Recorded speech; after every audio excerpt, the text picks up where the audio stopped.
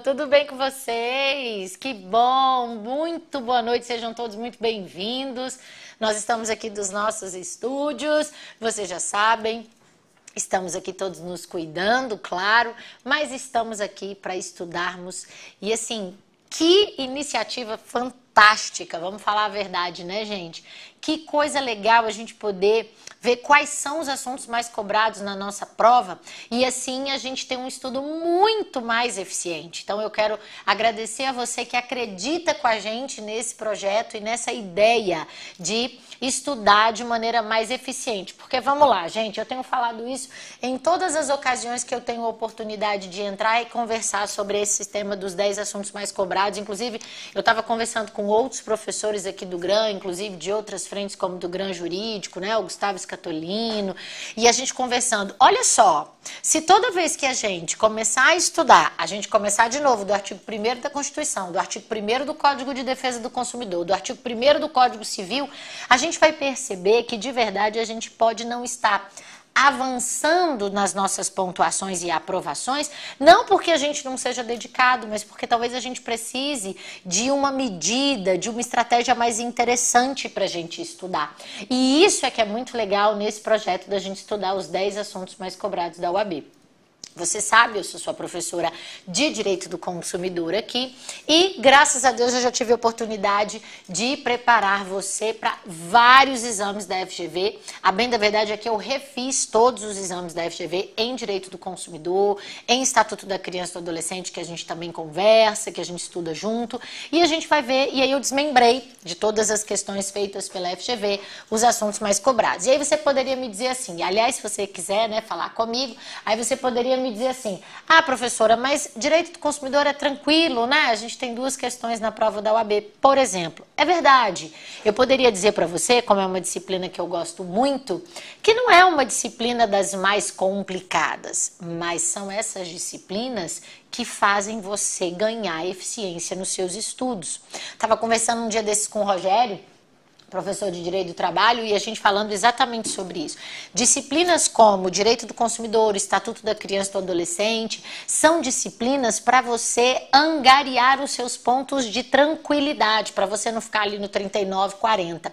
Tem outra coisa importante, eu lembro de um depoimento que uma aluna mandou para mim pelo Instagram, e ela disse assim, professor, eu adotei um método de estudo, fiz uma escolha de disciplinas para acertar lá o número de questões necessário, e aí o que aconteceu? Eu negligenciei algumas disciplinas, acreditando que eu fosse muito bem nelas mesmo sem estudar, até porque não são disciplinas difíceis. Dentre elas, Direito do Consumidor. O que aconteceu? Ela errou as 2. E ela errou as 2 por detalhe, por falta de atenção, mas foi isso que fez com que ela ficasse para trás. E aí não passou e agora está se preparando novamente para o próximo exame de ordem. Mas não tem problema, porque foi um aprendizado e a gente vai junto agora para frente. Já vi gente muito boa, muito dedicada, muito disciplinada, muito inteligente, eventualmente não passar. Por quê? Porque talvez tenha escolhido estudar de uma maneira ou tenha escolhido estudar assuntos que sabe muito, é muito inteligente, mas que não são os assuntos mais cobrados na sua prova. E o que a gente precisa? De eficiência. E é isso que a gente veio oferecer para você. A gente veio oferecer eficiência. A gente veio oferecer eficiência nos seus estudos. E aí eu fiz todo esse levantamento para você dos 10 assuntos mais cobrados. Então, deixa eu dizer para você como é que vai funcionar esse nosso momento. Eu vou te passar os 10 assuntos mais cobrados. Na verdade, você vai ver que são 12, 13, porque tem alguns assuntos que empatam no número de questões. E aí eu vou trabalhar uma questão de cada um desses assuntos com você. É uma maneira também de você conhecer um pouco mais do nosso trabalho. E aí a gente vai ter a possibilidade de, no final, fazer o levantamento de tudo aquilo que mais cai, o número de questões e tudo mais. A gente fez um trabalho muito legal, muito completo, para você ter eficiência nos seus estudos. Professora, deixa eu te falar uma coisa aqui. Eu já li o Código de Defesa do Consumidor. Ele tem lá pouco mais de 130 artigos. E, assim, para mim eu tenho que começar do artigo 1º e ir diretão até o final. É isso mesmo? Depende. Eu recomendo a você o seguinte, com honestidade. uma hora e meia, dá 1h30, 1h40 para quem lê mais devagar. Eu tenho uma leitura mais devagar, uma leitura que a gente chama de mais qualidade. Eu, Patrícia, para compreender, acho melhor ler mais devagar. Sabe naquele ritmo quase que jornalístico? Eu leio lei seca assim. Mas eu acho melhor do que eu ter que voltar ler rápido, e aí depois que eu li 10 artigos eu falo, tava falando do que mesmo? E ter que voltar tudo, né? Então eu leio com mais qualidade, eu posso dizer assim, mais devagar mesmo. E aí eu cronometrei. 1h30, 1h40 você lê todo o Código de Defesa do Consumidor. Então, como é uma lei que você lê toda em pouco tempo, eu recomendo que você parta em 2 momentos. Você lê do artigo 1º ao artigo 80, e depois, se você tiver tempo para dar continuidade no mesmo dia, ok. Se não, num segundo momento, você lê do artigo 81 para frente. E eu faço isso por uma questão muito interessante, que é a seguinte. Do artigo 81 ao 104, a gente tem visto um tema que tem caído em direito civil, processo civil, ambiental e direito do consumidor, que é a defesa coletiva. São as ações coletivas e a defesa do consumidor em juízo, que não perguntam exclusivamente sobre a defesa do consumidor, mas perguntam como que os entes legitimados promovem, por exemplo, a ação civil pública. E aí a gente sabe que a ação civil pública tem caído quase que em todas as provas de processo civil. Então, como é uma lei curta, eu recomendo que você faça a leitura dela toda. Daí para frente, você pode ir selecionando os assuntos mais cobrados para você estudar na sua prova. Professora, eu estudo do menos cobrado para o mais cobrado ou o contrário? Eu, pessoalmente, prefiro começar do mais cobrado para o menos cobrado. Então, a gente vai para o assunto 1, depois para o 2, depois para o 3 e assim sucessivamente na hora que você estiver estudando. Por quê? Porque a chance de cair mais questão do top 1 é muito maior do que cair, por exemplo, daquela questão diferente e tal. Então, a gente está trabalhando aqui com estatística e isso vai te ajudar bastante, tá bom? Então, para ficar interessante a aula, obviamente, eu vou do 10º para o 1º e no final eu mostro como é que ficou esse esquema para você. Então vamos juntos e o 10º assunto mais cobrado são os contratos de seguro. E aí você vai dizer, ué professora, mas contrato de seguro está no Código Civil. É verdade. Contrato de seguro está no Código Civil. Entretanto, a relação segurado-segurador é uma relação de consumo. Você vai ver comigo que muitas das questões elas são transversais, elas são interdisciplinares. E até para a gente selecionar, até para eu fazer esse levantamento aqui dos 10 assuntos mais cobrados, foi um exercício que eu tive que fazer para olhar mesmo todas as questões que a gente tem da FGV e ver o que era mais interessante. E aí, o contrato de seguro é um dos temas mais cobrados na prova da OAB. Eu vou te mostrar lá no final o número de questões. Aí, olha só, falando de contrato de seguro, eu tô falando do seguro de responsabilidade e eu tenho uma questão para fazer aqui com você. Dá uma olhada comigo, então, nessa questão que caiu no ano de 2017, que nos perguntou o seguinte: Mário firmou contrato de seguro de vida e acidentes pessoais, apontando como beneficiários a sua esposa e o seu filho. Mas o negócio foi feito via telemarketing, com áudio gravado, recebendo informações superficiais a respeito da cobertura completa a partir do momento da contratação, atendido um pequeno prazo de carência em caso de morte ou invalidez parcial e total, além do envio de brindes em caso de contratação imediata. Só aqui a gente já tem uma questão para resolver. A primeira, a questão está dizendo que as informações foram superficiais e o consumidor, à luz do artigo 6º, inciso 3 do CDC, tem o direito básico à informação, um dos temas mais cobrados. O direito básico à informação clara, suficiente e transparente. Então, a gente já tem um primeiro probleminha aqui. Segundo, está dizendo que tem um prazo de carência. Então, a gente tem aqui o problema das informações superficiais e um pequeno prazo de carência. Como assim, professora? Diferentemente do plano de saúde, no plano de saúde, seu prazo de carência é de 24 horas. A partir daí, você pode ser atendido em urgência, emergência e, se for preciso, até fazer as cirurgias e internações. No caso do seguro de vida, pode ser que eu contrate o seguro de vida hoje, Mas se eu falecer, por exemplo, nos 60 primeiros dias seguidos da contratação, a seguradora não cobre o prêmio, porque é muito recente, pode ser que ela dê um prazo de carência. Professora, essa cláusula que exige prazo de carência é abusiva ou é lícita? É uma cláusula perfeitamente lícita, não tem problema nenhum.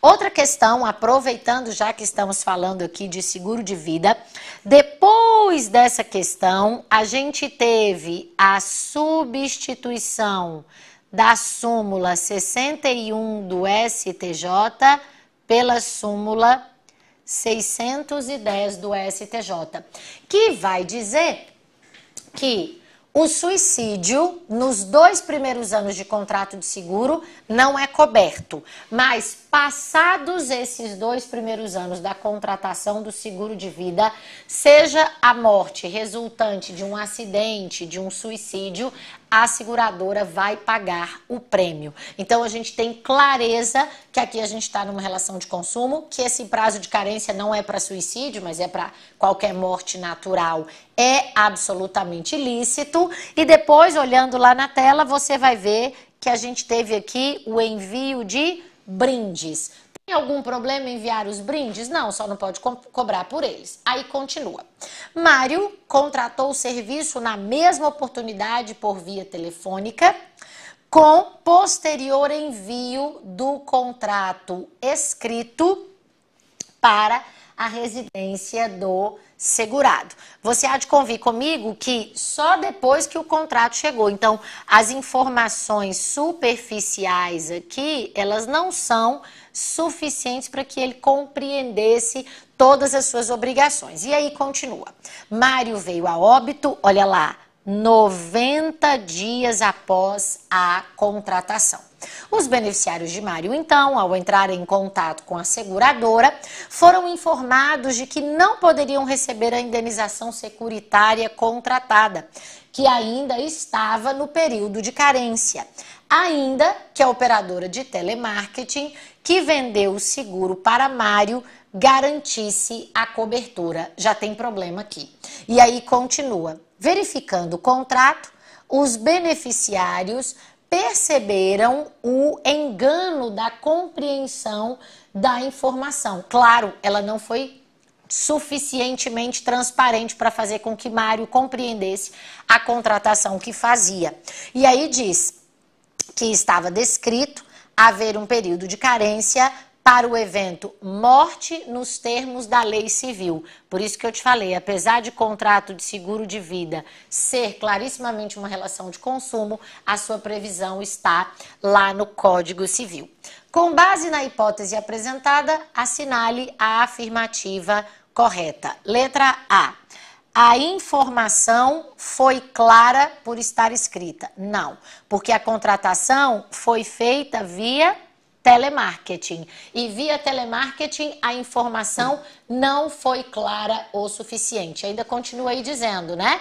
A informação foi clara o suficiente, ou foi clara por estar escrita, embora mencionada superficialmente pela operadora de telemarketing. Isso não está certo. O período de carência é lícito, mesmo nas relações de consumo.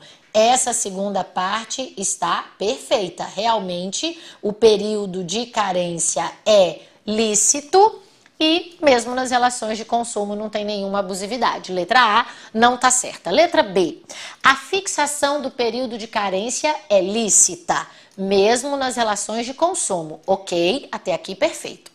Todavia, a informação prestada quanto ao prazo de carência, embora descrita no contrato, não foi clara o suficiente, evidenciando, portanto, a vulnerabilidade do consumidor. Perfeito.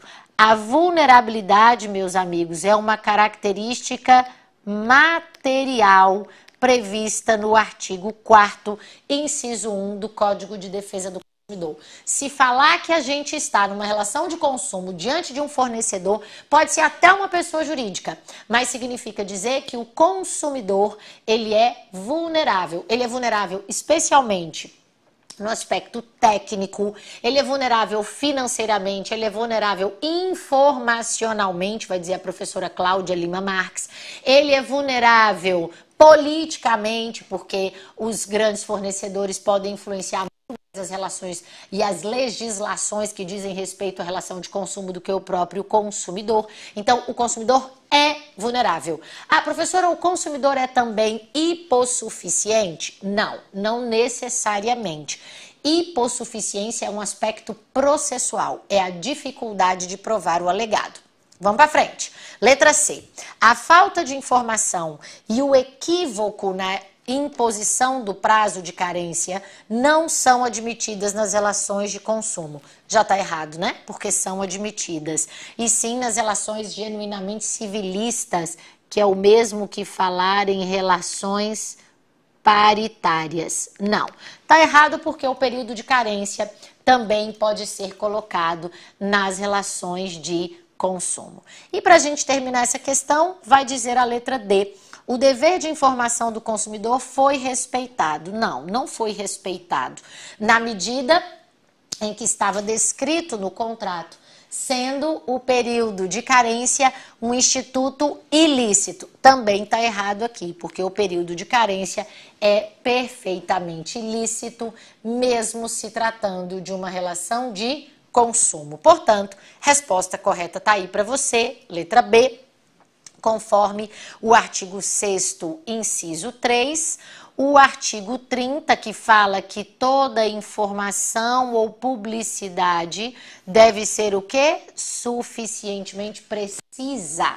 Depois vai dizer aí o artigo 31, que todo contrato, toda proposta deve assegurar informações claras, precisas, ostensivas e em língua portuguesa, para que nós tenhamos condições de compreender todas as cláusulas do contrato. E ainda vale dizer aqui para você, olha lá, artigo 797, que fala do prazo de carência lá no Código Civil, e vai dizer, no seguro de vida para o caso de morte, é lícito estipular-se, pode continuar aí na tela, obrigada, é lícito estipular-se um período de carência, durante o qual o segurador não responde pela ocorrência do sinistro. No caso desse artigo, o segurador,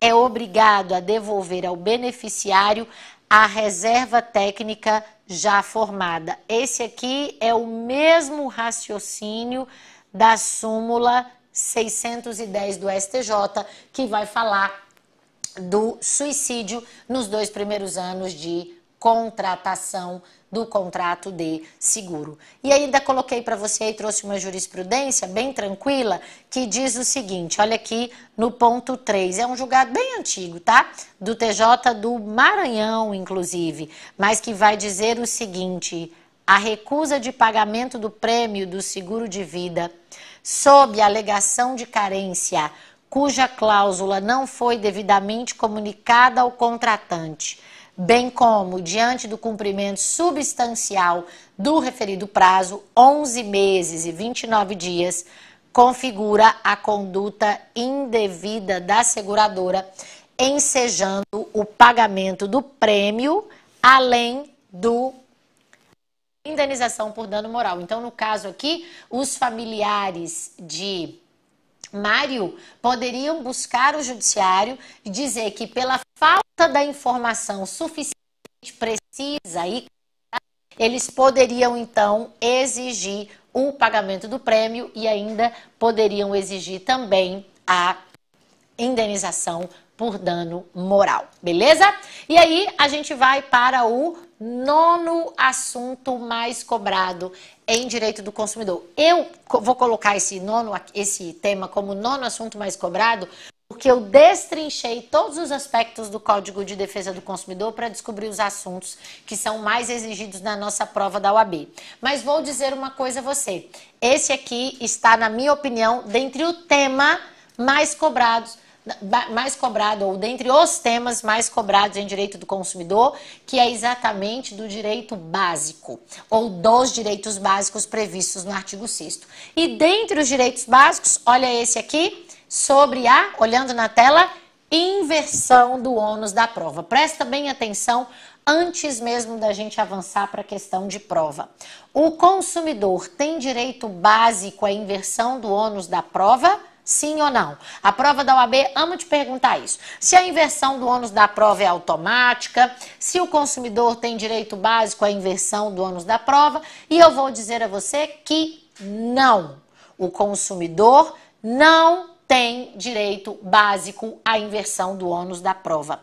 O consumidor tem direito básico à facilitação da defesa dos seus direitos, na ordem do artigo 6º, inciso 8 do Código de Defesa do Consumidor. Ué, professora, mas lá não fala da inversão do ônus da prova? Fala, só que lá fala assim, são direitos básicos do consumidor. Aí você salta lá para o inciso 8. Aí diz, a facilitação da defesa dos seus direitos, inclusive com a inversão do ônus da prova no processo civil, a critério do juiz. Então, é o juiz que vai determinar aquela decisão de saneamento e organização do processo, antes da instrução, da produção de provas, se vai ou não acontecer a inversão do ônus da prova. Nas relações de consumo, para o juiz determinar a inversão do ônus da prova, eu preciso encontrar um dos dois critérios trazidos pelo artigo 6º, inciso 8º, e são eles a hipossuficiência do consumidor, que a gente acabou de falar, não é? Que é a dificuldade de provar o alegado, ou a verossimilhança das alegações do consumidor, ou seja, parece que tudo que o consumidor está falando é verdade, o problema é que ele não está conseguindo provar. E aí o que o juiz determina? A inversão do ônus da prova, tá bom? Então, diante disso, a gente consegue resolver essa questão. Vamos na tela e aí olha essa questão que eu separei para você. Diz assim, a responsabilidade civil dos fornecedores de serviços e produtos estabelecida pelo Código do Consumidor, reconheceu a relação jurídica qualificada pela presença de uma parte vulnerável. Lembra que eu falei para você que a vulnerabilidade é uma questão material. É consumidor, é vulnerável. E aí continua, devendo ser observados os princípios da boa-fé, da lealdade, da dignidade da pessoa humana e da equidade. A respeito da temática, assinale a afirmativa correta. Vamos para a letra A. Aí a letra A pergunta assim, a responsabilidade civil subjetiva dos fabricantes impõe ao consumidor a comprovação da existência de nexo de causalidade que o vincule ao fornecedor, mediante comprovação da culpa, invertendo que tange ao resultado danoso suportado. Olha só, primeiro erro que a gente vê aqui, a responsabilidade dos fabricantes, ela não é subjetiva, ela é objetiva à luz do artigo 12 e do artigo 14 do Código de Defesa do Consumidor, o que significa dizer que independe da comprovação de dolo ou culpa. Então, já está errada a letra A. E aí vem a letra B e diz, a responsabilidade civil do fabricante, aí já ficou fácil, ó, é subjetiva, errado, e subsidiária, errado de novo, porque a responsabilidade civil do fabricante, à luz do artigo 25, parágrafo 1º do CDC, é uma responsabilidade solidária. Professor, o que significa isso? Significa dizer que se eu adquirir um produto e sofrer com esse produto um dano, eu só preciso, na qualidade de consumidora, demonstrar que a aquisição e a utilização adequada desse produto tem nexo causal com o dano por mim suportado. E ponto final. Ou seja, eu estou dizendo para você que eu não preciso indicar na conduta do fabricante, do produtor, do construtor, do importador, se eles agiram com dolo ou culpa. E vale dizer também que todos os envolvidos no fornecimento desse produto ou na prestação desse serviço são solidariamente responsáveis com a indenização devida ao consumidor. Portanto, letra B errada também. Vem a letra C e pergunta: a responsabilidade civil objetiva do fabricante somente poderá ser imputada se houver demonstração dos elementos mínimos que comprovem o nexo de causalidade que justifique a ação proposta. Ônus esse do consumidor.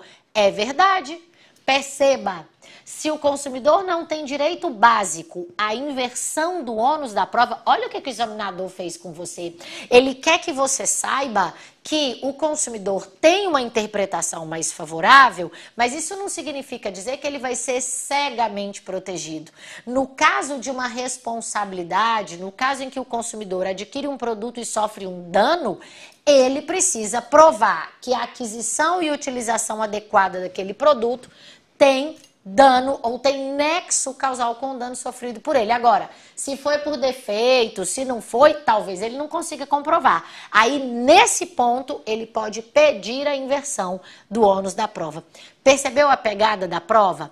A prova queria que você dissesse, não, o consumidor é vulnerável, então ele vai ter direito básico à inversão do ônus da prova. Não vai, não? Não, não vai. Ele tem que provar que a aquisição daquele produto tem nexo causal com o dano sofrido. Muito bem. Portanto, resposta correta, letra C. E depois a letra D, que está errada, diz assim: a inversão do ônus da prova nas relações de consumo é questão de ordem pública e de imputação imediata. Já vimos que está errada, porque não é questão de ordem pública, ou seja, o juiz não determina a inversão do ônus da prova de ofício, então esse é o primeiro detalhe, e ainda vai dizer aí, cabendo ao fabricante a carga probatória frente ao consumidor em razão da responsabilidade objetiva.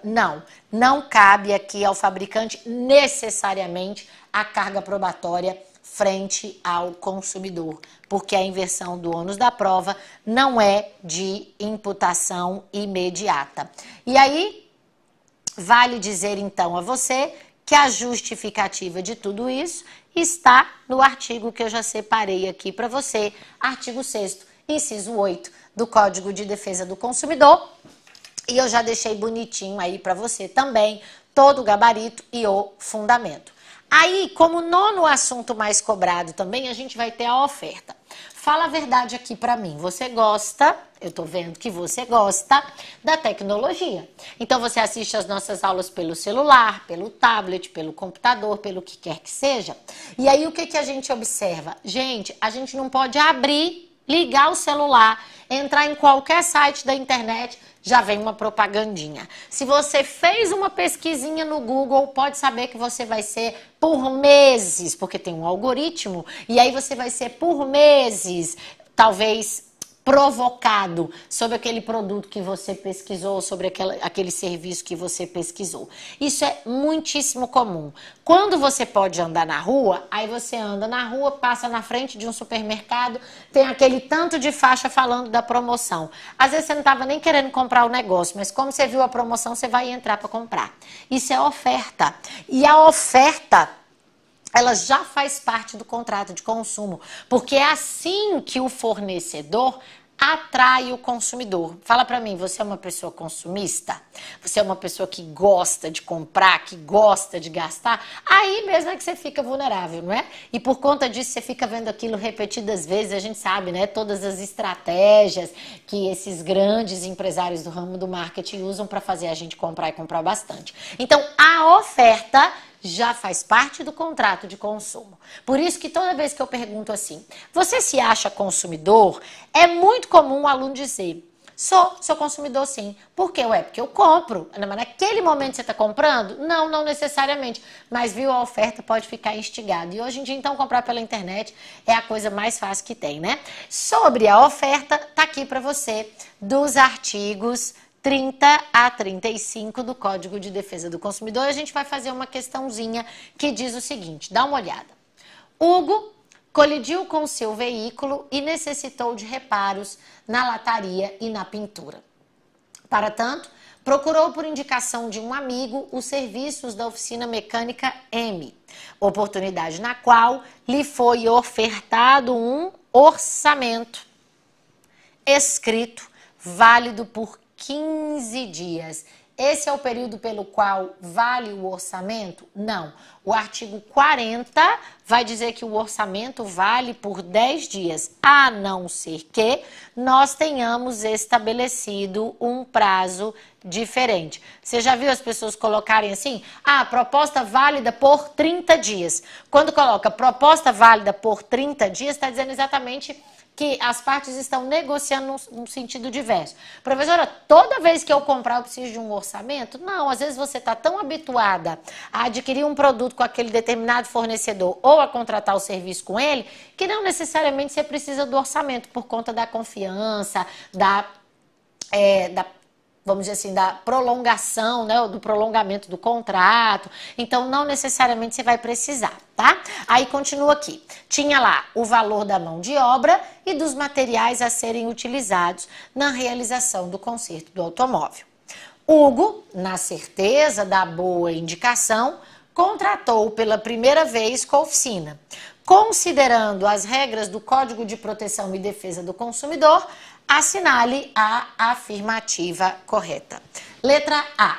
Segundo a lei do consumidor, o orçamento tem prazo de validade obrigatório de 10 dias, contados do seu recebimento pelo consumidor Hugo. Qual é o grande defeito aqui? O defeito é que esse prazo não é, deixa eu voltar aqui para marcar para você, esse prazo não é obrigatório. Esse prazo pode ser negociado com o fornecedor tranquilamente. Depois a letra B vai dizer, ainda diz, né? Logo, no caso, somente durante esse período, a oficina mecânica estará vinculada ao valor orçado. Não, porque a oficina mecânica deu aqui um período de 15 dias. Aí continuamos. Letra B. Uma vez aprovado o orçamento pelo consumidor, os contraentes estarão vinculados, ok?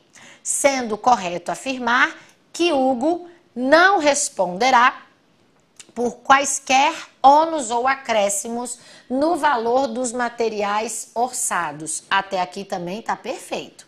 E aí continua. Contudo, ele poderá vir a responder pela necessidade de contratação de terceiros não previstos no orçamento prévio. Certo ou errado? Errado. E errado por quê? Porque quando o fornecedor ele faz o orçamento, ele tem que prever todas as possíveis contratações, subcontratações, terceirizações. Se o fornecedor não previu, o problema é exclusivamente dele. Não é agora responsabilidade do Hugo dizer, sabe o que é? É que a gente esqueceu de colocar aí uma peça e essa peça tem que vir por uma transportadora e a gente não colocou o serviço da transportadora. O que o Hugo vai dizer? O problema é seu, oficina, porque eu pedi o orçamento com tudo o que seria necessário até para decidir se eu aprovava ou não o orçamento. Você não me colocou tudo que precisa, agora é você quem arca com isso. Esse é o defeito da letra B, conforme artigo, vou até anotar aqui para você, já anotei aqui em cima, né? Artigo 40 do Código de Defesa do Consumidor. Depois vem a letra C. E a letra C diz assim, se o serviço de pintura contratado por Hugo apresentar vícios de qualidade, o que são vícios de qualidade? Defeitos. É correto afirmar que ele, Hugo, né? Terá uma tríplice opção à sua escolha, de exigir da oficina mecânica a reexecução do serviço sem custo adicional, a devolução de eventual quantia paga corrigida monetariamente ou o abatimento do preço de forma proporcional. Perfeitíssimo, é isso que está no artigo 20 do Código de Defesa do Consumidor. E vale dizer uma coisa para você. Quando diz aqui que uma das opções de Hugo é a reexecução do serviço sem custo adicional, vale dizer a você que essa reexecução pode ser feita por um terceiro fornecedor à conta e risco do fornecedor primitivo que fez o serviço com defeito. E por que isso? Porque na sua oferta ele tinha que ter previsto tudo que era necessário. Então, resposta correta, letra C. E aí a gente continua aqui para ver o erro da letra D. Olha lá a letra D. Ela diz assim: a lei consumerista considera prática abusiva a execução dos serviços sem a prévia elaboração de orçamento, o que pode ser feito por qualquer meio, oral ou escrito, exigindo-se para sua validade o consentimento expresso ou tácito do consumidor.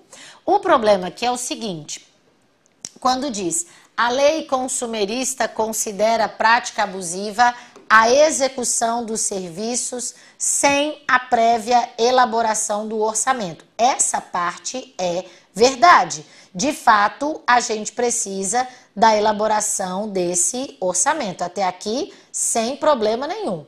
Entretanto, é importante que você saiba quando diz assim: o que pode ser feito por qualquer meio, oral ou escrito, exigindo-se para sua validade o consentimento expresso ou tácito. O que é importante é que é o seguinte: quando diz aqui, ó, que pode ser feito por qualquer meio, oral ou escrito.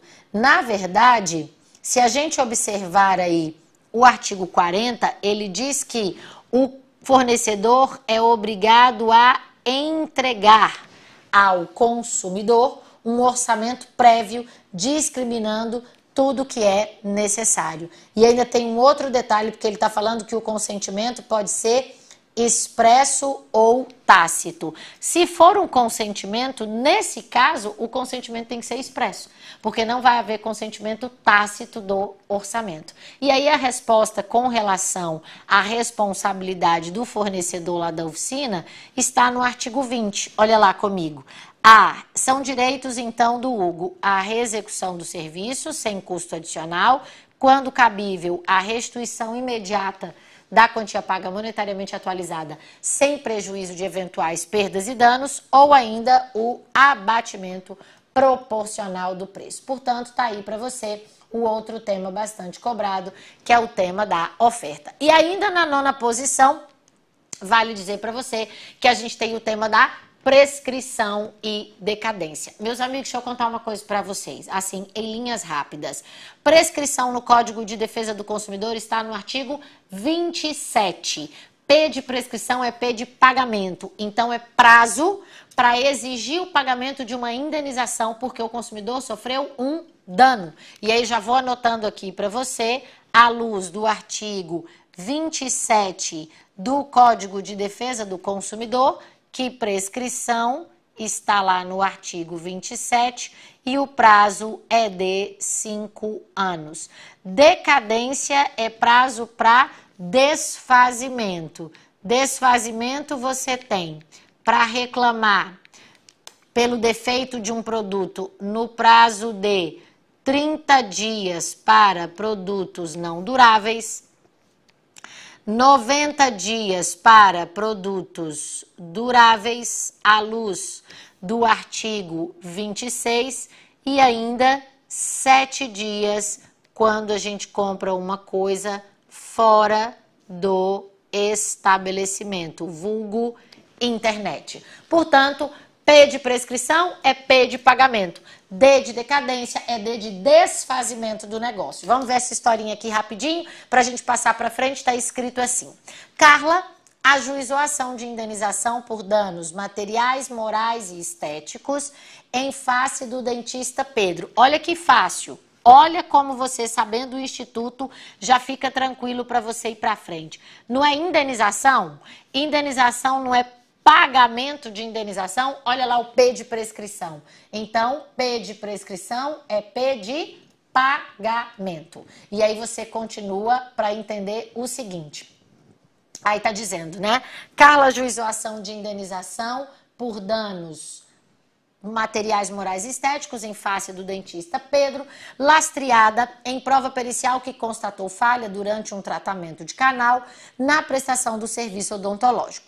O referido laudo comprovou a inadequação da terapia dentária, o que resultou na necessidade da extração de 3 dentes da paciente, sendo que na execução ainda ocorreu uma fratura da mandíbula de Carla. Eu tenho certeza que ela não foi a um dentista, né, minha gente? Porque, pelo amor de Deus, o que gerou redução óssea e sequelas permanentes que incluíram assimetria facial. O que que ela quer, gente? Ela quer ser indenizada no prazo prescricional de 5 anos contadas da data do conhecimento do dano e de sua autoria. Com base no caso concreto e à luz do Código de Defesa do Consumidor, assinale a afirmativa correta. Gente, aqui a gente vai ajuizar a ação em face do dentista.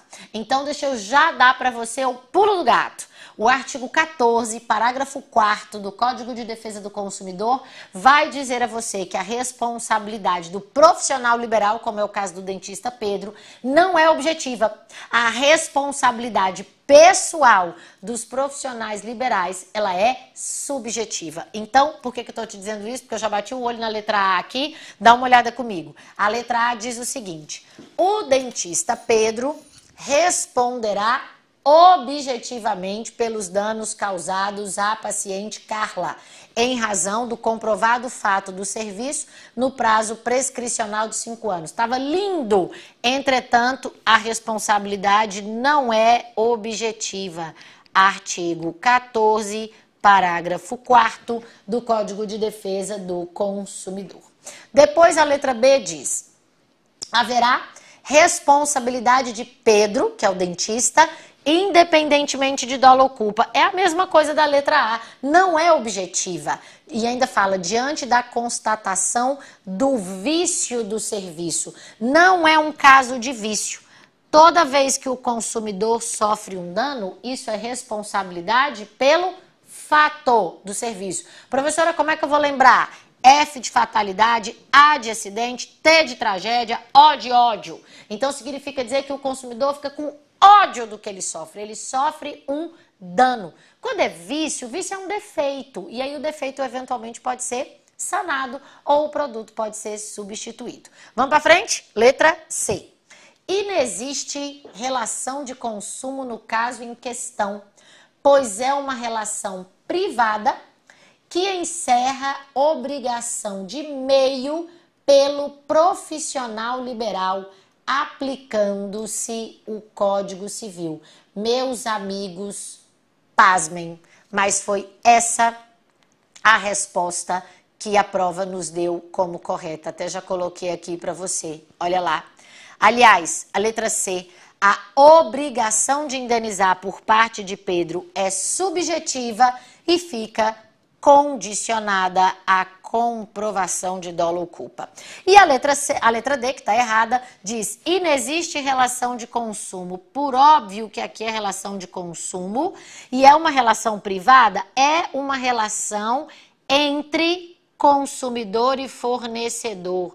E essa relação, à luz do artigo 1º do Código de Defesa do Consumidor, é uma relação de ordem pública, que encerra, é verdade, uma obrigação de meio pelo profissional liberal, mas não se aplica o Código Civil. Portanto, tá aí para você, resposta corretinha, letra C. E aí a Carla, que é a vítima, tem prazo prescricional de 5 anos para pedir reparação civil.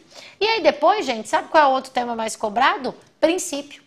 Coisa que nem está expressa no Código de Defesa do Consumidor, mas a gente vai ver. Qual é o princípio que mais cai, sem medo de ser feliz?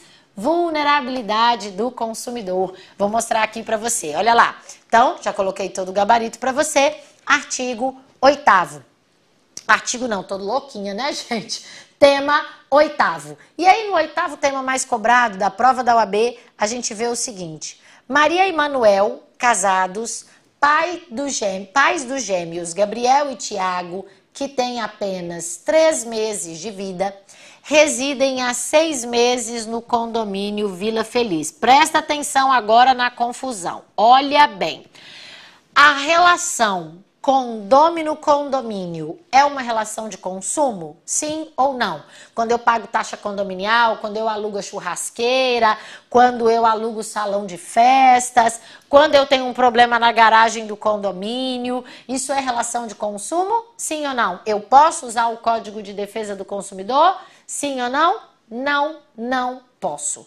Por quê? Porque a relação condômino-condomínio é uma relação simplesmente regida por uma lei própria. Vou anotar o número da lei para você aqui, que é a Lei 4591 de 64. E ainda pelo próprio Código Civil. O Código Civil fala de condomínio edilício, fala de condomínio voluntário e assim sucessivamente. A relação de Maria e Manuel com o condomínio não é uma relação de consumo. Entretanto, tudo que o condomínio contrata pode se tratar de uma relação de consumo. Exemplo, o condomínio contrata uma empresa para fazer manutenção dos elevadores, já caiu na prova. Aí o condomínio é consumidor e os condôminos são consumidores por equiparação. O condomínio contrata uma empresa que tem equipamentos aquáticos.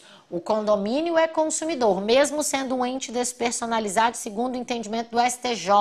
O condomínio é uma massa patrimonial, não tem direito a dano moral, mas o condômino tem. Então, a relação do condômino com o fornecedor pode ser uma relação de consumo.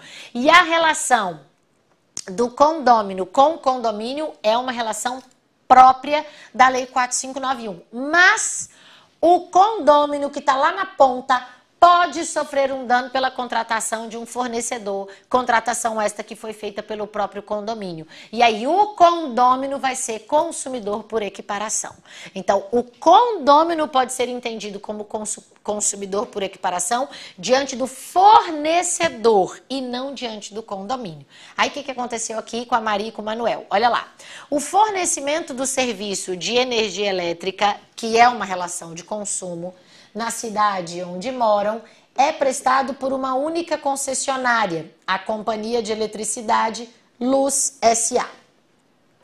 Há uma semana, o casal vem sofrendo as contínuas e injustificadas interrupções na prestação do serviço pela concessionária, o que acarretou a queima do aparelho de televisão e da geladeira, com a perda de todos os alimentos nela contidos. A queima da televisão, do aparelho de televisão e da geladeira aqui, já é o suficiente para que os condôminos aí, eles peçam a indenização. No prazo o que mesmo?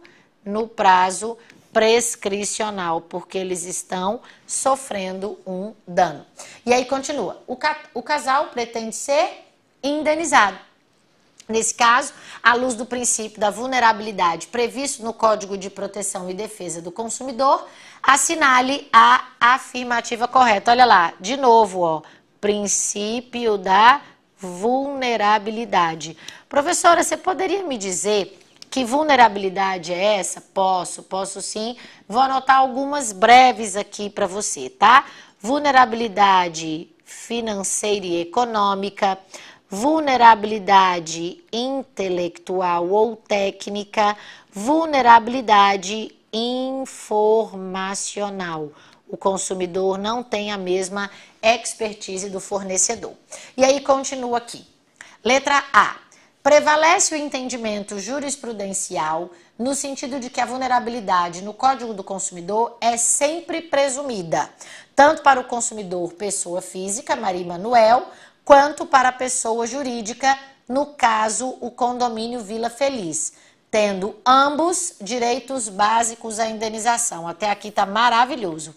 E aí, olha só, para estragar no final, e a inversão judicial automática do ônus da prova. Não, a gente viu agora há pouco, inclusive, no artigo 6º, inciso 8 do Código de Defesa do Consumidor, que o consumidor não tem direito básico à inversão do ônus da prova. O consumidor tem direito básico à facilitação da defesa dos seus direitos. Portanto, letra A, errada. Letra B. A doutrina consumerista dominante considera a vulnerabilidade um conceito jurídico indeterminado, plurissignificativo, sendo concreto afirmar que, no caso em questão, está configurada a vulnerabilidade fática do casal diante da concessionária, havendo direito básico à indenização pela interrupção imotivada do serviço público essencial. Perfeito, perfeito. Olha só.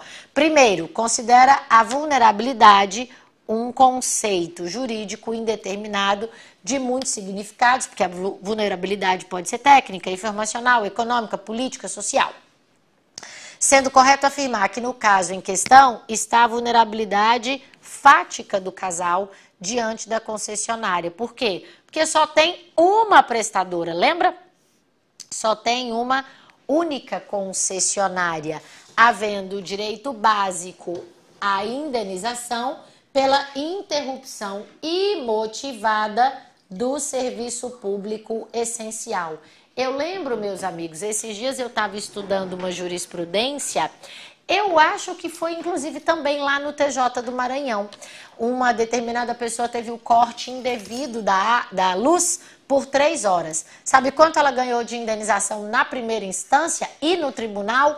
R$40 mil, porque o corte ficou prolongado por 3 horas e simplesmente o pagamento era feito via débito em conta. Ah, professora, era uma empresa, um hospital? Não, era uma pessoa física mesmo. Aí quando subiu para o STJ reduziu para 10 mil o valor da indenização. Mas por quê? Porque pagava lá no débito automático e teve o corte indevido da energia elétrica. O corte indevido da energia elétrica, que é um serviço público essencial, por óbvio, gera indenização por dano moral. Então, tá certinho essa aqui, eu vou passar para frente, tudo bem? Vou passar para a próxima questão, só para a gente aproveitar o nosso tempo, mas não se preocupem, porque ao final a gente vai disponibilizar esse material para você.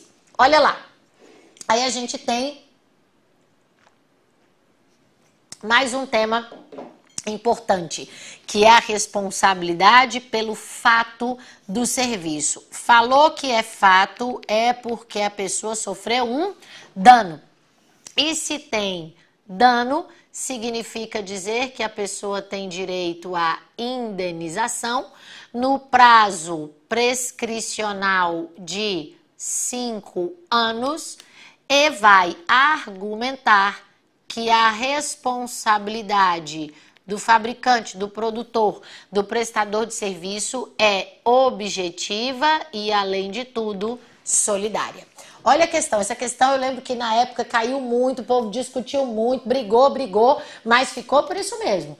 Eloá procurou o renomado estúdio Max para tratamento da restauração dos fios do cabelo que entendia muito danificados pelo uso de químicas capilares. A proposta do profissional empregado do estabelecimento, presta bem atenção, ele não é um profissional liberal.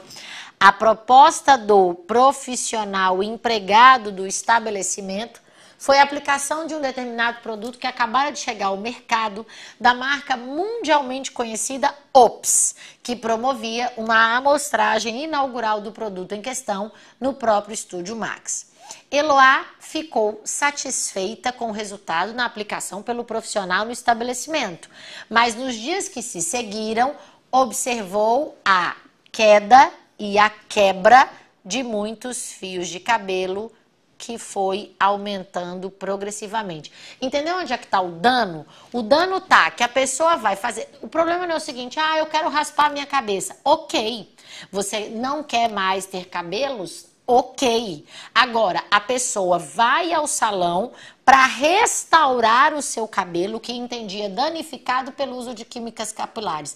Ela quer que o cabelo dela caia? É lógico que não. E aí ela sofre um dano. Se ela sofre um dano, o nome dessa responsabilidade está aqui, ó. É responsabilidade pelo fato do serviço nesse caso. E aí continua. Retornando ao estúdio, o funcionário que a havia atendido informou-lhe que poderia ter ocorrido uma reação química com outro produto utilizado por Eloá anteriormente ao tratamento. Quem é que tinha que saber disso? A Eloá? Não, ela falou que os cabelos dela estavam danificados pelo uso de outras químicas capilares. Ele é que tem que ter essa informação.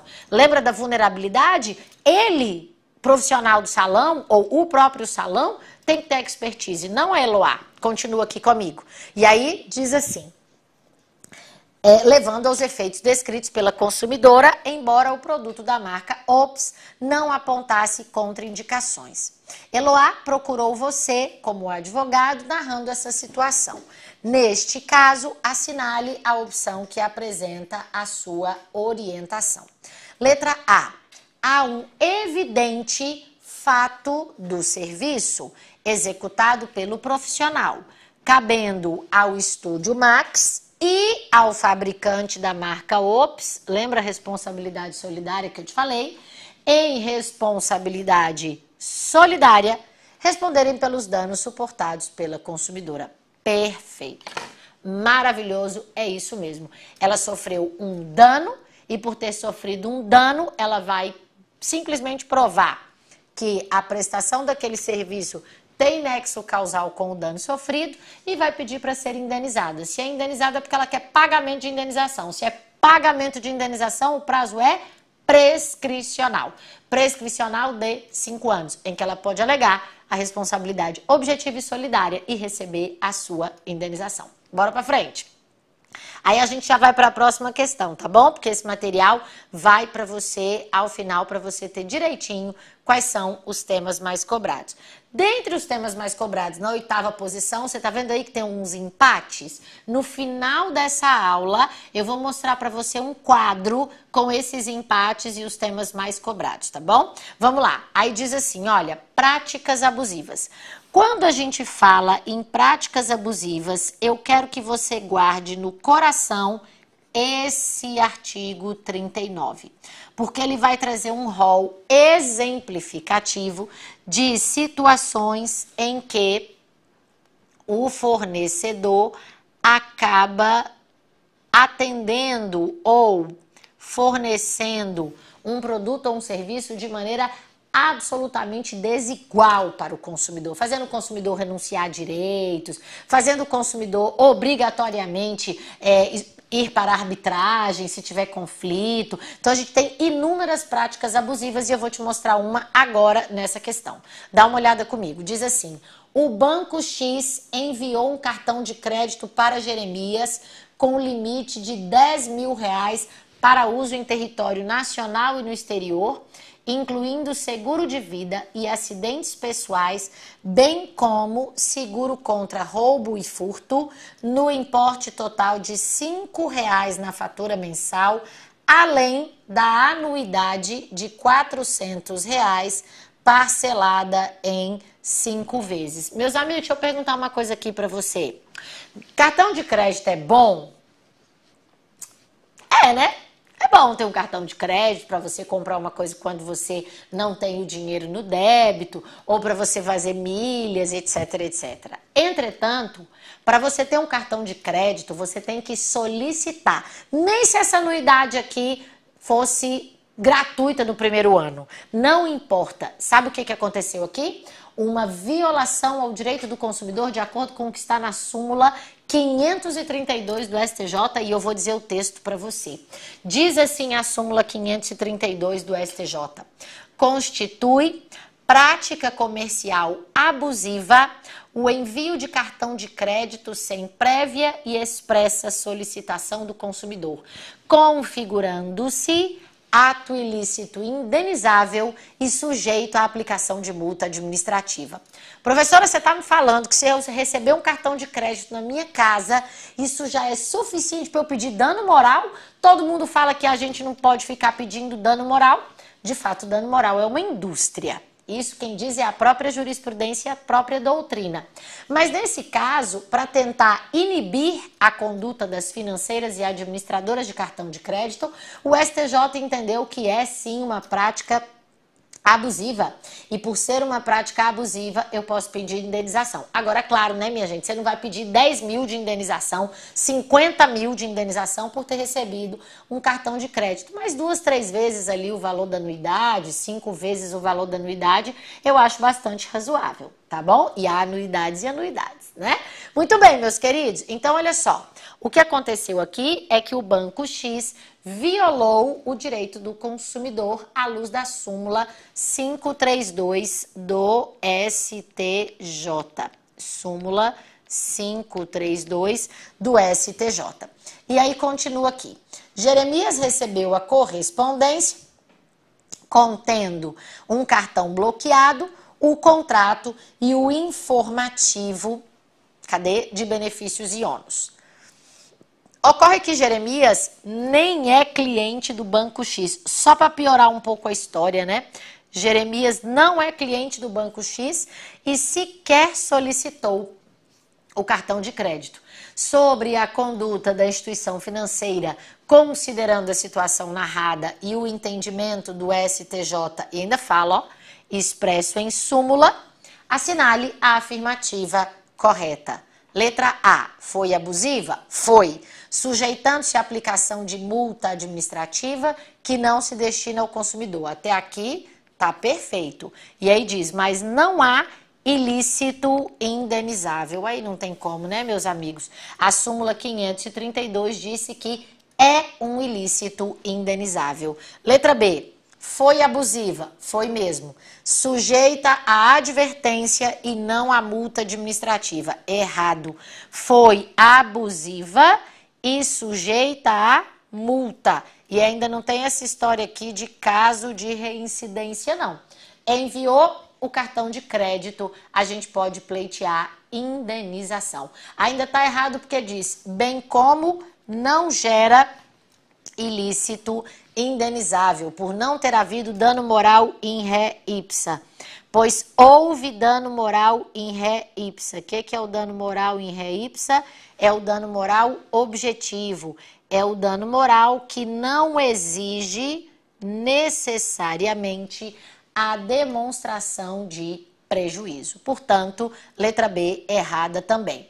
Letra C, foi abusiva? Foi mesmo, e constitui ilícito indenizável em favor de Jeremias, mesmo sem prejuízo comprovado, em razão da conduta, da configuração de dano moral in re ipsa, na hipótese que pode ser cumulada com a aplicação de multa administrativa que não será fixada em favor do consumidor. Perfeito. A indenização vai para o consumidor.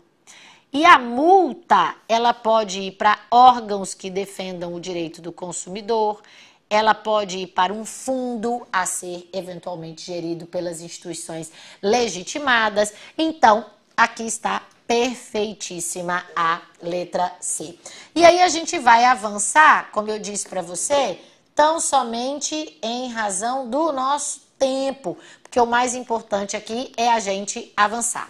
Sétimo tema mais cobrado, elementos da relação de consumo.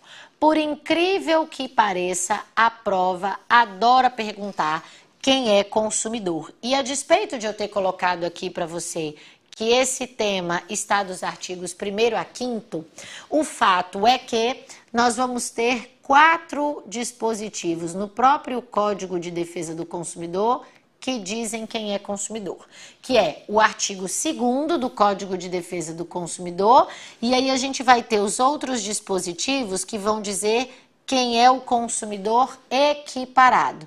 Então, vai dizer lá o artigo 2º do CDC. Diz assim, o consumidor é toda pessoa física ou jurídica que adquire ou utiliza produto ou serviço como destinatário final. E a teoria que vingou no direito do consumidor brasileiro é a teoria finalista mitigada, ou seja, o destinatário final pode ser a pessoa física não profissional ou a profissional e a pessoa jurídica que adquirem os produtos para sua atividade meio. Depois disso, a gente vai ter as equiparações, vou colocar aqui para você. O artigo 2º parágrafo único do CDC vai dizer que equiparam-se ao consumidor a coletividade de pessoas que intervêm nas relações de consumo. Por exemplo, vou te contar uma história bastante recente. Teve um determinado feriado desses de Dia dos Pais, Dia das Mães, que muita gente pediu almoço num determinado restaurante aqui de Brasília. Tô contando uma situação verídica, tá? Quem quiser coloca pra mim aí se sabe que história é essa. Aí o que acontece? O que aconteceu? Eles travaram pelos aplicativos, esses aplicativos de entrega de comida, eles tiveram problemas no sistema, o telefone congestionou e muitas das entregas, que muita gente pede no dia, pede em cima da hora e tal, e aí muitas dessas entregas chegaram com muito atraso. Só que esse é um restaurante muito conceituado, vamos dizer assim, aqui em Brasília. E eles foram para as redes sociais pedir desculpas pelo equívoco. Eu, pessoalmente, não pedi comida nesse restaurante. Eu já fui lá, uma ocasião muito especial, eu fui lá jantar lá presencialmente. Mas eu gostei muito, né? Um restaurante conceituado, gostei bastante também e tal. E aí eu achei aquela postura tão legal que eu mesma fui lá e me manifestei. Falei, que legal, desculpas aceitas e tal. Ele estava pedindo desculpa pra mim pessoalmente? Não, mas eu gosto tanto desse restaurante e achei tão legal a postura deles que eu fui lá e me manifestei. Aí quando eu tava me manifestando, uma pessoa tava perto de mim, eu falei, nossa, esse restaurante é muito bom, né? Que legal que eles fizeram isso, mesmo tendo tido problemas e tal. Eu acho que tem que ser isso mesmo e tal. Eu fui uma vez nesse restaurante, mas eu passo a influenciar as pessoas nas relações de consumo, não pela vez que eu fui, mas porque eu estou falando bem ou falando mal de um determinado fornecedor. Qualquer grupo indeterminado de pessoas que intervém nas relações de consumo, que influencia nas relações de consumo, é equiparado a consumidor, mesmo eu não tendo sido consumidor desse dia importante. Depois a gente vai ter aqui uma outra situação, que é o artigo 17 do Código de Defesa do Consumidor. E o artigo 17 do Código de Defesa do Consumidor diz que é também equiparado a consumidor qualquer vítima do evento. Qualquer pessoa que sofra um dano, mesmo não tendo adquirido o produto. Qual é o exemplo que eu sempre dou? Imagina uma pessoa que é atropelada por um motorista que, na verdade, não consegue parar o carro porque o carro tem defeito e o defeito é de fábrica. Então, o atropelado, o pedestre atropelado, tem direito de ir direto contra a montadora. Por quê? Porque ele é vítima de um produto que aquela montadora, que aquela concessionária colocou no mercado de consumo e colocou com defeito. E para terminar aqui, o artigo 29 do Código de Defesa do Consumidor. Qualquer pessoa exposta às ofertas também vai ser equiparada a consumidor. E aí vem a historinha que diz o seguinte: Heitor foi surpreendido pelo recebimento de informação da anotação de seu nome no cadastro restritivo de crédito em decorrência de uma suposta contratação de serviços de telefonia e internet. Suposta, ele não tinha contratado, mas ele vai ser equiparado a quem contratou. Concorda comigo? Por quê? Porque ele sofre o dano. E aí continua. Heitor não havia celebrado tal contrato, sendo o mesmo fruto de fraude, e busca orientação a respeito de como proceder para rescindir o contrato, cancelar o débito e ter seu nome fora do cadastro negativo, bem como o recebimento da reparação por danos extrapatrimoniais, já que nunca havia tido seu nome inscrito em tal cadastro.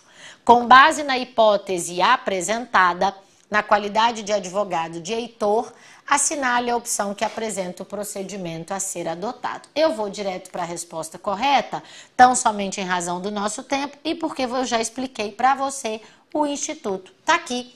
Heitor é o quê? Consumidor por equiparação.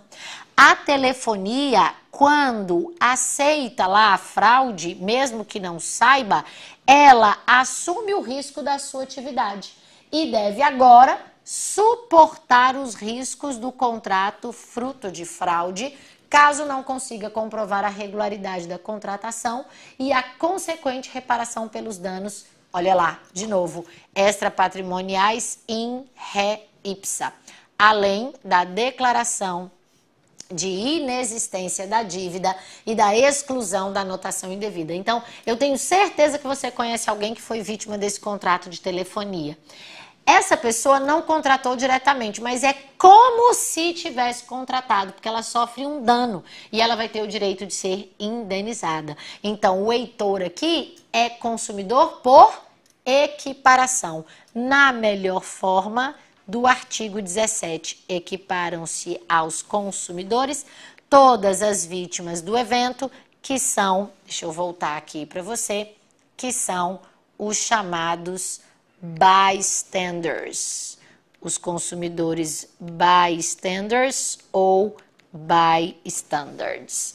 Depois, essa aqui, prazos nos contratos de consumo. É outro que está dentre os 7 temas, vamos dizer assim, mais cobrados. E aí eu já te passei alguns prazos, eu vou aproveitar esse momento para te lembrar que a gente vai ter, então, prazo de 30 dias para produtos não duráveis e 90 dias para produtos duráveis para reclamar pelos defeitos. Se sofrer um dano, tem prazo de 5 anos para pedir indenização. Comprou uma coisa fora do estabelecimento, tem 7 dias para devolução. Comprou, tem defeito, o defeito vai ser sanado, esse defeito tem que ser sanado em 30 dias. Isso se não houver uma convenção em sentido diferente. E em sentido diferente, esse prazo pode ser de no mínimo 7 e no máximo 180 dias. Basicamente, esses são os prazos do processo do contrato de consumo. E aí a gente vai ver assim: Osvaldo adquiriu um veículo 0 km e ao chegar à casa verificou que no painel do veículo foi acionada a indicação de um problema do nível de óleo. Presta atenção, o carro é 0 km. Ao abrir o capô, constatou sujeira de óleo em toda a área. Osvaldo voltou imediatamente à concessionária, que realizou uma rigorosa avaliação do veículo e constatou que havia uma rachadura na estrutura do motor.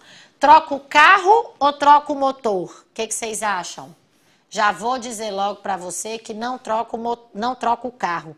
Troca somente o motor, ou seja, vai ter a restituição da parte viciada, isso depois de reclamar no prazo de 90 dias.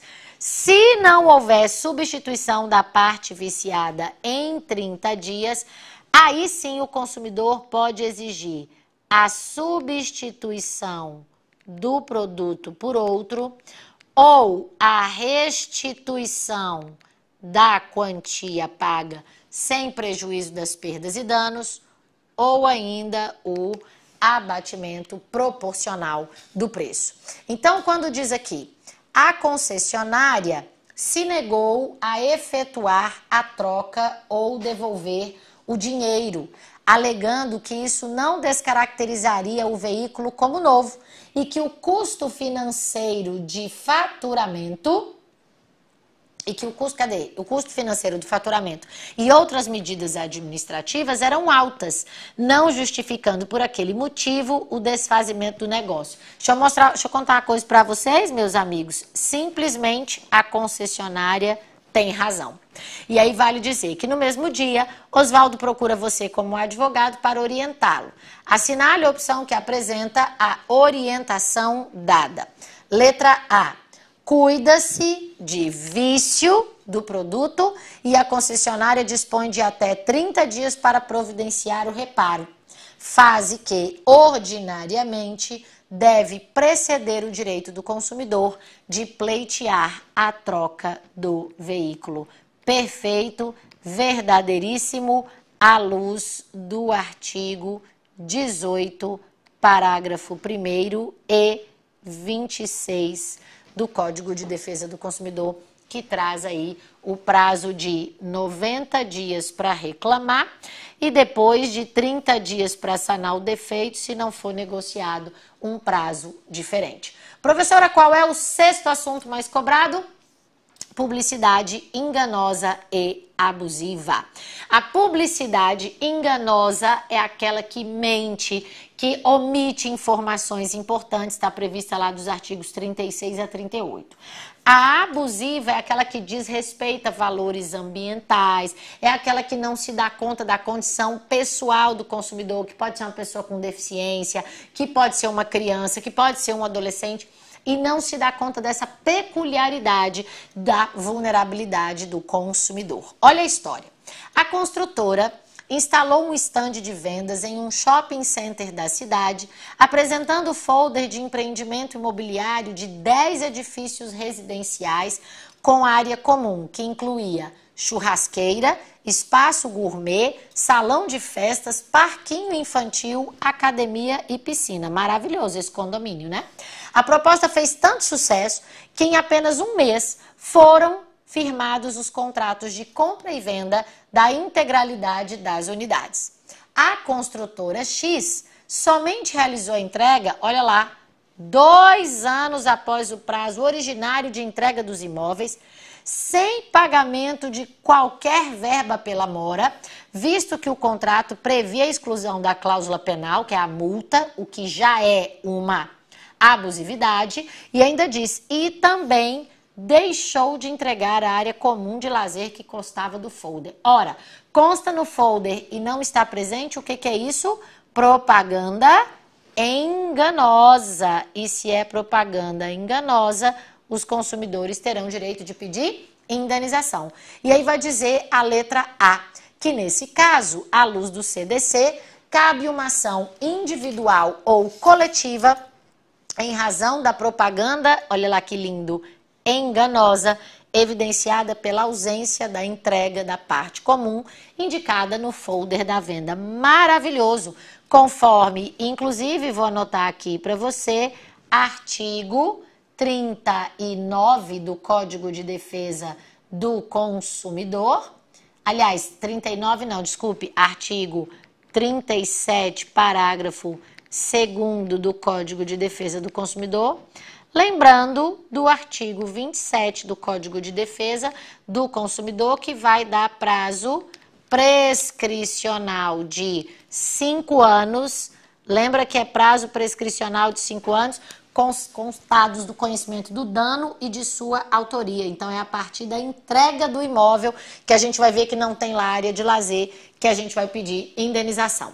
Agora vamos para os 5 mais. Então, já vamos avançar para o 5º assunto mais cobrado. E por incrível que pareça, é lá do comecinho. Olha como é bom estudar direito do consumidor. Logo, entre os 5 mais cobrados, você vê os 3 primeiros artigos do Código de Defesa do Consumidor, que via de regra, meus amigos, vão necessariamente estar interligados com outros assuntos do Código, por óbvio. Mas o que a gente vai precisar aqui é ver especialmente nessas disposições gerais os conceitos de consumidor e fornecedor e os direitos básicos do consumidor. Aí tá aqui, olha só, prova de 2019, 30º exame, foi o último exame do ano de 2019 e conta o seguinte: durante período de intenso calor, o condomínio do edifício X, por seu representante, eu já te falei que condomínio e condômino não tem relação de consumo, mas o condômino que adquire os produtos é consumidor. O condomínio que adquire os produtos é consumidor. O condomínio do edifício X, por seu representante, que é o síndico, adquiriu junto à sociedade empresária equipamentos aquáticos, peças plásticas recreativas próprias para uso em piscina, produzidas com material atóxico. Então, significa dizer aqui que o condomínio, vou puxar para cá, ele é consumidor. Ele é aqui o que adquire o produto. E ainda continua aqui dizendo que na primeira semana de uso, os produtos soltaram gradualmente sua tinta nas vestimentas dos usuários, o que gerou apenas problema estético na medida em que a pigmentação era atóxica e podia ser facilmente removida das roupas dos usuários por meio do uso de sabão. Então não tem um dano, tem aqui um vício, ou seja, tem um defeito, a gente vai ter que substituir essas peças plásticas recreativas, nada além. E aí diz, o condomínio do edifício X, que é consumidor por equiparação por seu representante, procurou você como advogado, buscando orientação para receber de volta o valor pago e ser indenizado pelos danos morais suportados. Nesse caso, cuida-se de quê? De fato do produto? Não. De inaplicabilidade do CDC? Também não. Então, aqui a letra B está errada. Depois a letra C, a aplicabilidade do CDC somente por meio de defesa coletiva. Claro que não. O condomínio representado pelo seu síndico poderia buscar o juízo ou os próprios condôminos. Então, resposta correta, letra D. Cuida-se de vício do produto, sendo solidária a responsabilidade da sociedade empresária e do fabricante das peças. A gente viu isso à luz do artigo 25, ficou parecendo 28, né? 25, parágrafo 1º do Código de Defesa do Consumidor.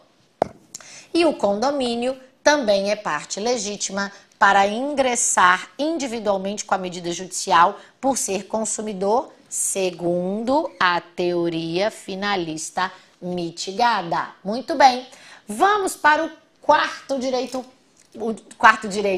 instituto mais cobrado. E eu já estava dando um spoiler, porque como eu disse para você que eu desmembrei, olha aqui qual é o quarto artigo ou quarto dispositivo do consumidor mais cobrado na prova. Na quarta posição, ninguém mais, ninguém menos do que o artigo 6º, inciso 3 do Código de Defesa do Consumidor, não poderia ser diferente, que é o do direito básico à informação. Olha aqui a situação que caiu na prova de 2019. Antônio é deficiente visual e precisa do auxílio de amigos ou familiares para compreender diversas questões da vida cotidiana, como as contas de despesas da casa e outras questões de rotina. Pensando nessa dificuldade, Antônio procura você como advogado para orientá-lo a respeito dos direitos dos deficientes visuais nas relações de consumo. Nesse sentido, assinale a afirmativa correta. Gente, se ele é consumidor com deficiência ou sem deficiência, a informação tem que chegar. E a informação tem que ser acessível à pessoa com deficiência visual. Se for para a conta vir em braille, se tiver um sistema que manda em áudio de maneira especial para ele, não importa. A informação tem que chegar para ele da maneira acessível a ele, consumidor com deficiência física. Então, vamos juntos aqui. Nesse sentido, assinale a afirmativa correta. Letra A. O consumidor poderá solicitar as informações, poderá solicitar às fornecedoras de serviço, em razão da sua deficiência visual, o envio da fatura das contas em braille. Pode? Claro que pode. Deixa eu só corrigir aqui a caneta. É claro que pode, porque a informação deve ser à luz do artigo 6º, inciso 3 e ainda do parágrafo único do Código de Defesa do Consumidor, acessível à pessoa com deficiência. Esse é um tema que cai demais. Caiu já do casal que viajou para a Europa em lua de mel, caiu essa questão aqui do Antônio deficiente visual, caiu de uma que o produto explodiu, sempre perguntando sobre o direito básico à informação. Super importante você ter esse artigo, ele é bem fácil e que bom que ele cai muito. Qual é o terceiro assunto mais cobrado nas provas da OAB? E tá só, ó, ranqueando posições. Esse aqui. Defesa do consumidor em juízo e ações coletivas. Tá despencando esse assunto. A cada prova tem vindo mais uma questão sobre direito do consumidor e a defesa do consumidor em juízo, bem como as ações coletivas previstas dos artigos 81 a 100, na verdade 104, tá? E a lei 7347 de 85, a maravilhosa, é uma lei bem pequenininha, vale a pena a leitura, porque tem caído em processo civil e em direito do consumidor, ação civil pública. Olha a história. O Ministério Público ajuizou ação coletiva em face de Vaquinha Laticínios, em função do descumprimento de normas para o transporte de alimentos lácteos. A sentença condenou a ré ao pagamento da indenização a ser revertida em favor de um fundo específico, bem como a indenizar os consumidores genericamente considerados. Deixa eu te dar um macete. Falou para você que o consumidor vai ter direito à indenização nessa ação coletiva, é porque o direito é individual homogêneo. Por quê? Porque o direito difuso, que é aquele da situação de fato, direito à água tratada, direito ao meio ambiente ecologicamente equilibrado, direito à informação é um só, ele é indivisível. O direito coletivo em sentido estrito também é um só. Falou que ele pode ser partido, como no caso da indenização, já vou te dar um macete, já vou anotar aqui para você, que ele é um direito individual homogêneo. Falou que é de indenização, ele é um direito individual homogêneo. E com isso, o que acontece? Ainda determinou a publicação da parte dispositiva da sentença em jornais de grande circulação, a fim de que os consumidores tomassem ciência do ato judicial. João, que é leitor de um dos jornais, procura você como advogado para saber dos seus direitos, uma vez que ele era consumidor daqueles produtos. Nesse caso, à luz do Código de Defesa do Consumidor, já cantei a pedra, né? Não é direito difuso, é interesse individual homogêneo, mas é absolutamente viável que o João, então, provando que era consumidor, liquide e execute individualmente a sua parte da sentença, conforme está aqui no artigo, na letra D, à luz dos artigos 95 e 97 do Código de Defesa do Consumidor. Cuida-se, portanto, de direitos individuais homogêneos, em que o João pode, em legitimidade ordinária ou por seus sucessores, por meio do processo de liquidação. O que é liquidação, gente? É chegar no quantum. Provar a existência do seu dano pessoal e do nexo causal, a fim de quantificá-lo e promover a execução, que eu e você sabemos que vai ser o cumprimento individual de uma sentença coletiva. Muito bem. E agora a gente vai avançando, eu vou continuar aqui com você e eu tenho dois assuntos na segunda posição, que na verdade são super interligados. Deixa eu mostrar para você. Responsabilidade pelo fato do produto e já vou dizer para você que a responsabilidade pelo fato do serviço, que é quando o consumidor sofre um dano. E aí a gente teve aqui no 28º exame de ordem, a Mara, que adquiriu diretamente pelo site da fabricante o creme depilatório Belle da empresa Bella Cosméticos. Antes de iniciar o uso, olha lá ela afastando a culpa dela. Mara leu atentamente o rótulo e as instruções, essas unicamente voltadas para a forma de aplicação do produto. Assim que iniciou a aplicação, Mara sentiu queimação na pele e removeu imediatamente o produto, mas ainda assim sofreu lesões nos locais de aplicação. A adquirente entrou em contato com a central de atendimento da fornecedora, lhe explicou ter sido a reação alérgica,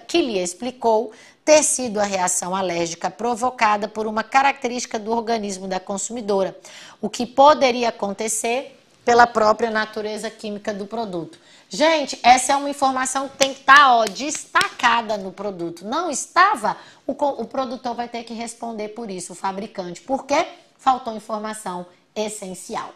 Aí a gente continua aqui e vê que Não se dando por satisfeita, Mara procurou você, como advogado, a fim de saber se é possível buscar a compensação pelos danos morais sofridos. Nesse caso, trata-se de clara relação de consumo, assinale a opção que apresenta a orientação a ser dada a Mara.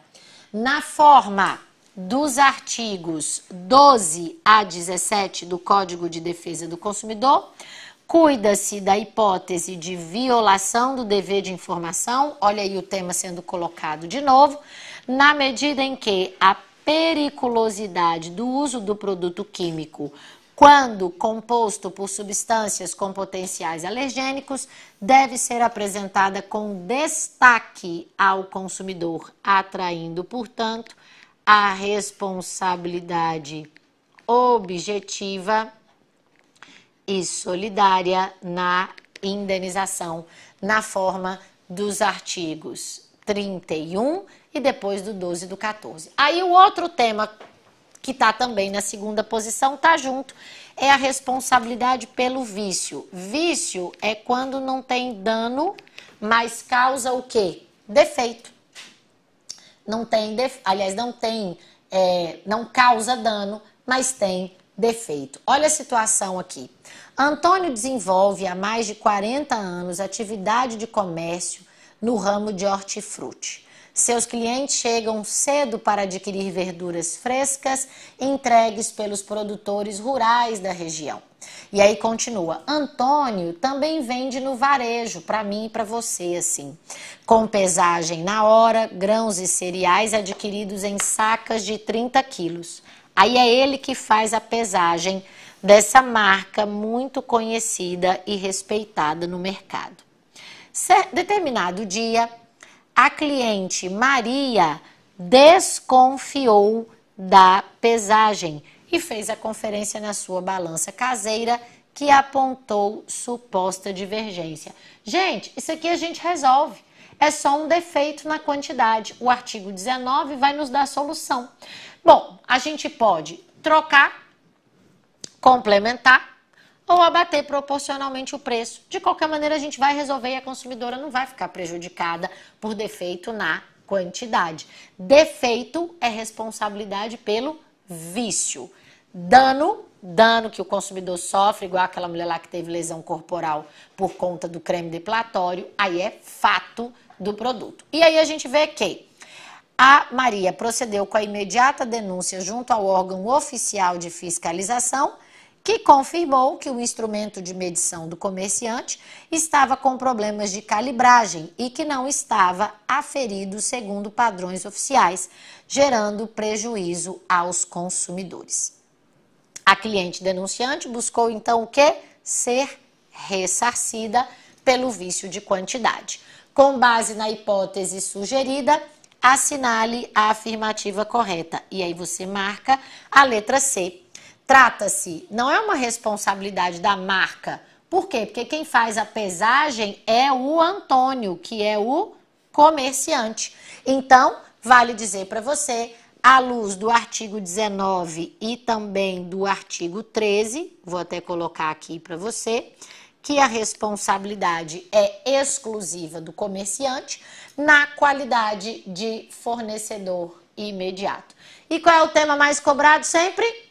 O dano sofrido pelo consumidor. Tá aí para você o tema top 1, vamos dizer assim, né? Que a gente tem dentre os temas mais cobrados de direito do consumidor. É o tema da prevenção e reparação de danos. Que a gente tá aí dos artigos 6º a 28, é mais amplo, mas eu diria para você, é muito, mas muito importante que você leia dos artigos 6º a 28. Vou te dar aqui algumas dicas, olha só. Artigos 6º a 28, artigo 39, artigo 51, 81, 82 e 104. Vou de novo, tá? Artigo 6º, artigos 12 a 26, né, que a gente está colocando aqui, do 6º ao 28, vamos arredondar, do 6º ao 28. Depois, artigo 39, 51, 81, 82 e 104. super importantes na prova de direito do consumidor. E aí, qual é a historinha para a gente terminar aqui? Olha só, os arquitetos Everton e Joana, adquiriram um pacote de viagens para passar a lua de mel na Europa. Primeira viagem internacional do casal. Lembra que eu falei que tinha essa questão? Ocorre que o trajeto do voo previa conexão em um país que exigia visto de trânsito, tendo havido o impedimento do embarque dos noivos ainda no Brasil por não terem o visto exigido. O que faltou aqui, gente? Faltou de novo um dos temas mais cobrados, né? Faltou informação clara, suficiente e precisa. Houve, portanto, uma violação, acima de tudo, do artigo 6º, inciso 3, do Código de Defesa do Consumidor. E aí continua aqui dizendo que o casal questionou a agência de turismo por não ter dado qualquer explicação prévia nesse sentido.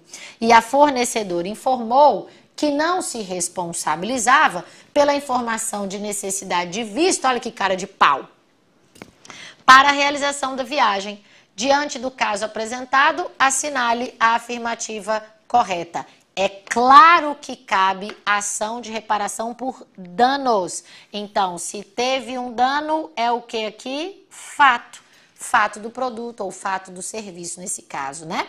Em razão da insuficiência de informação clara, precisa, suficiente, que deveria ter sido prestada pela agência de turismo no tocante à necessidade de visto de trânsito para a conexão internacional prevista no trajeto. Exatamente isso. Resposta correta, letra A, conforme os artigos 14 e 6º, inciso 3. Então, vou mostrar aqui para você a tabelinha. Como eu disse para você, eu fiz um levantamento de 2010 a 2020. São mais ou menos 65 questões, visto que na prova da UAB nós temos 2 por vez, né? E aí, 2 por exame, e a gente vê aqui, prevenção e reparação de danos, responsabilidade pelo fato do produto, responsabilidade pelo vício do produto, defesa do consumidor em juízo e as ações coletivas. Ah, você poderia ter me perguntado, né? Eu já recebi essa pergunta. Professora, quando eu compro pela internet, vou devolver, eu tenho que devolver necessariamente na caixa? Não necessariamente, mas é bom que seja, tá? Porque a lei não exige, mas é bom que seja por conta do acondicionamento. Se o produto chegar lá com defeito, ele vai dizer que foi você que por culpa exclusiva colocou em outro lugar e não acondicionou bem. Então é bom que, se você compra um produto pela internet, espera 7 dias, porque se tiver que devolver, você devolve na mesma caixa, tá bom? Vamos lá. Depois, o quarto tema mais cobrado é o direito à informação, as disposições gerais do CDC, a publicidade enganosa e abusiva. Empatados estão os prazos e os elementos da relação de consumo, bem como estão empatados práticas abusivas, responsabilidade pelo fato do serviço e princípios gerais. Também estão empatados oferta, inversão do ônus da prova e prescrição e decadência e, ao final, contratos de seguro. Lembre-se que você tem à sua disposição tudo isso aqui para passar na UAB. Você tem mapas mentais, rotas da aprovação, mentorias diárias, garantia de atualização pós-edital, fórum de dúvidas, mais de 1 milhão de questões, aulas autossuficientes em PDF, além das nossas videoaulas, ou seja, nós temos aqui um método de ensino aliado à tecnologia com 2 formas autossuficientes, que são as videoaulas e os PDFs. Muito bem. E aí, diante de tudo isso, se você ainda não tem, adquira a sua assinatura ilimitada. Você tem o plano individual a R$ 99,90, o plano em dupla de R$ 169,90. Depois você tem 4 amigos a R$ 259,90. Imagina, gente. Ou assinatura para todos, que vai dar R$ 19,90 ao mês. Mas aí você vai ter que ver quais são essas condições na descrição do vídeo. Eu espero que você tenha aproveitado bastante esse tempo. Eu gostei muito, muito mesmo de estar com você nesse momento. Fique bem, se cuide, siga estudando, porque a gente vai juntos vencer cada desafio da nossa vida. Um beijo carinhoso para você e até a próxima. Tchau!